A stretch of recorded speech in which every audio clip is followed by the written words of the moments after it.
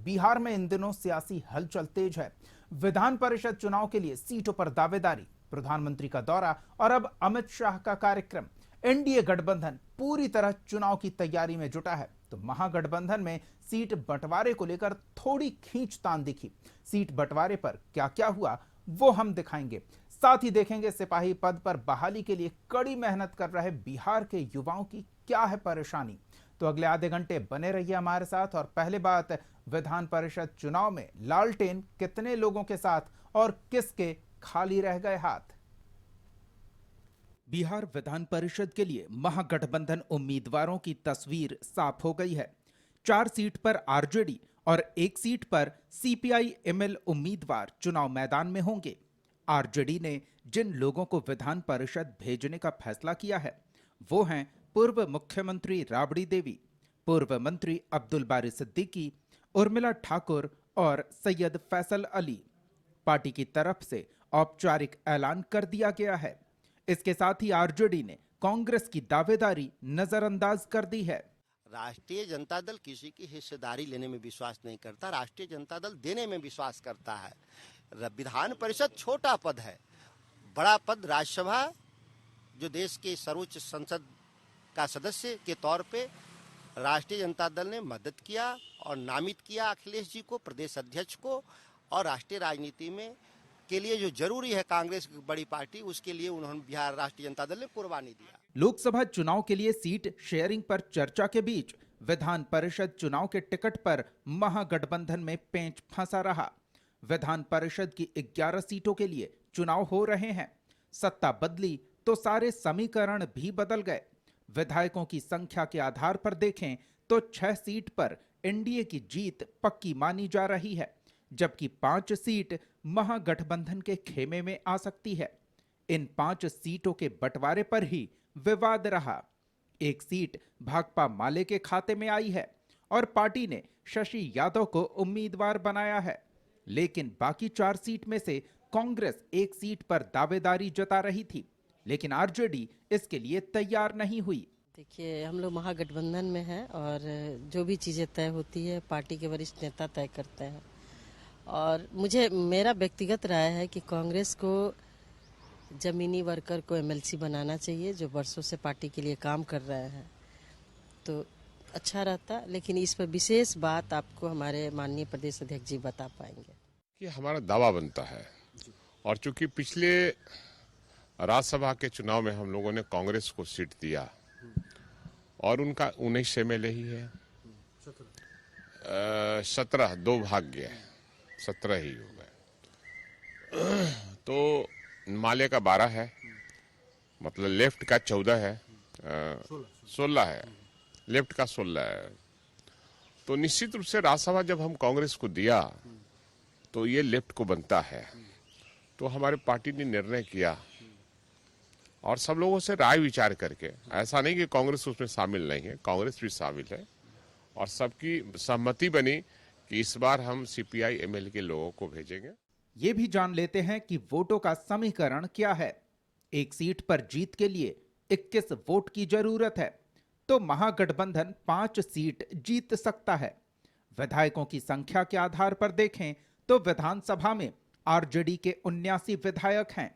हालांकि 5 विधायकों ने पाला बदल लिया है और फिलहाल 74 विधायक आरजेडी के साथ हैं। कांग्रेस के पास 19 विधायक हैं, लेकिन कांग्रेस के 2 विधायक भी बीजेपी के साथ चले गए।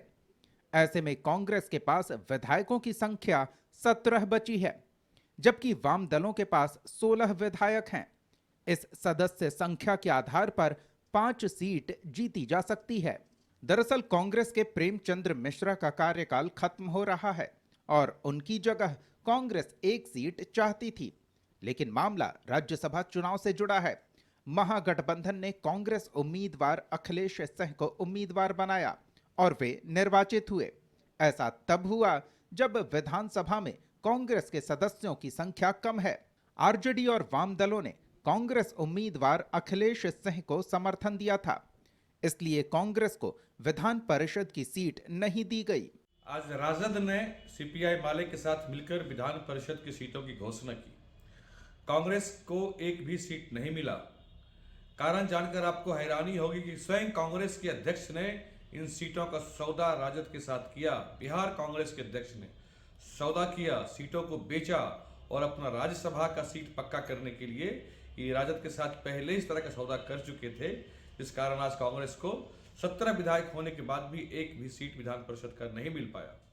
महागठबंधन का कुनबा है जहां सीटों का बंटवारा होना मुश्किल है, आपसी नूरा कुश्ती चल रही है, और दूसरी तरफ एनडीए का खेमा है जहां सब कुछ बहुत नेचुरल तरीके से हो रहा है। लगातार बड़े बड़े कार्यक्रम भी हो रहे हैं। प्रधानमंत्री जी दो बार बिहार आ चुके हैं। गृह मंत्री जी का आगमन पालीगंज की धरती पर होना है।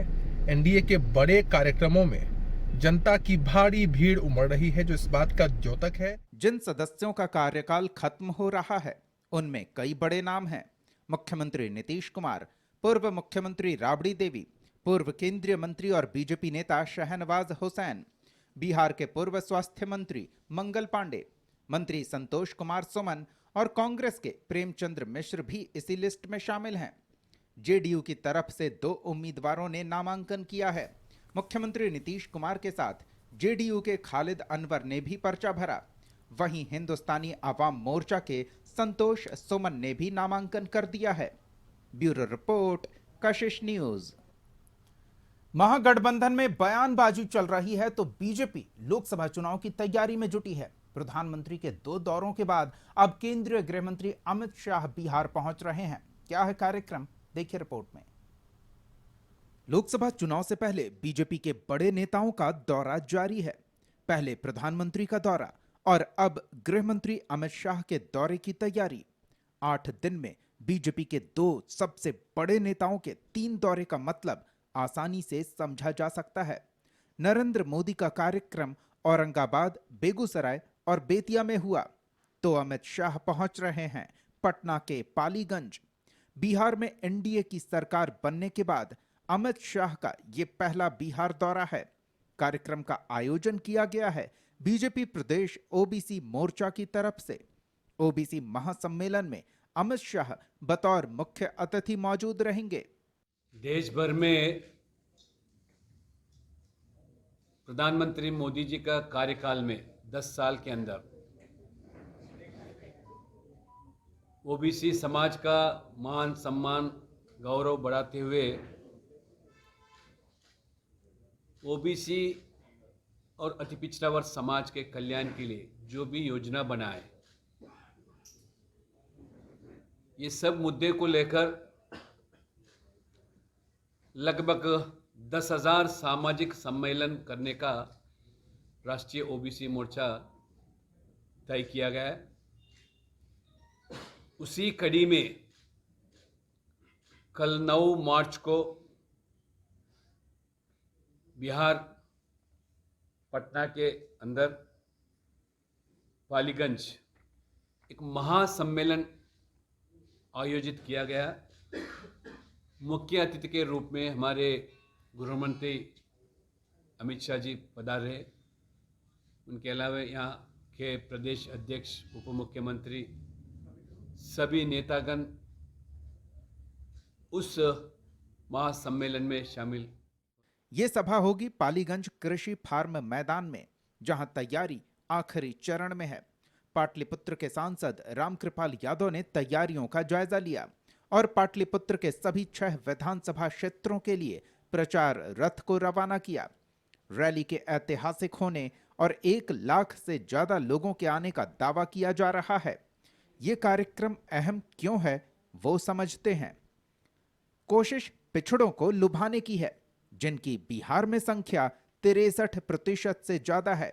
बिहार की कई लोकसभा सीटों पर पिछड़े वोटरों की संख्या काफी ज्यादा है और कोशिश पिछड़ा वोट बैंक को बीजेपी के पक्ष में करने की है। इससे पहले प्रधानमंत्री बिहार में चुनावी अभियान शुरू कर चुके हैं। जंगल राज लाने वाले लोगों ने सिर्फ और सिर्फ अपने परिवार की चिंता की, बिहार के लाखों बच्चों का भविष्य दांव पर लगा दिया। बिहार के मेरे नौजवान साथी दूसरे राज्यों के दूसरे शहरों में रोजी रोटी के लिए जाते रहे और यहां एक ही परिवार फलता फूलता रहा। किस तरह एक एक नौकरी के बदले जमीनों पर कब्जा किया गया। क्या कोई भी व्यक्ति सामान्य मानवी को इस प्रकार से लूटने वालों को माफ कर सकता है क्या? नीतीश के एनडीए में आने के बाद बीजेपी के बड़े नेताओं का बिहार दौरा बढ़ गया है। प्रधानमंत्री और निर्मला सीतारमण के बाद अब अमित शाह बिहार आ रहे हैं।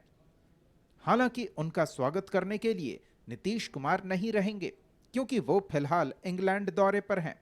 महागठबंधन का कहना है कि ऐसे दौरों का कोई असर नहीं पड़ने वाला, तो जेडीयू नेता जनता पर भरोसे की बात कह रहे हैं। बीजेपी की नींद उड़ी हुई है, प्रधानमंत्री जी से लेकर गृह मंत्री जी का।